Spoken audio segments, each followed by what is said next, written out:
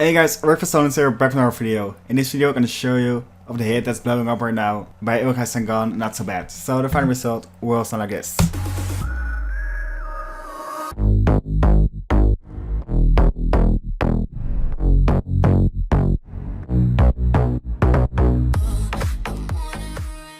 So if you have a preset and project file, make sure to check my Patreon. So now we're going to dive into the sound design of a preset. Sounding like this. For the punch one and the bass one, so we're gonna make this bass one from scratch right now. Second preset. Lower down 2 octaves. 4 unisons. For oscillator A, oscillator B, gonna be a sine wave. Lower down 2 octaves. We're at 3 voices of unison. Put the wave position up a little bit. So then we're gonna add a filter, low 24. With a cutoff front here. Some drive. And we're envelope 1 to the cutoff. So right now it sounds nowhere near the final result, but we need to shape the envelope. We're gonna sustain a little bit down, some release. GK a little bit down as well, some hold. And that's for the oscillators. Now we're gonna dive in effects.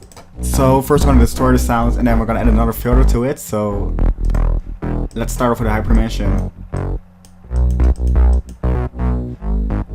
Add some tube distortion.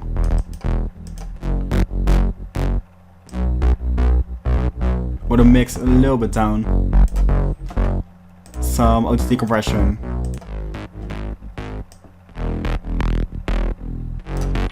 And the filtering. So low 24 again. Kind of the same as the previous filter.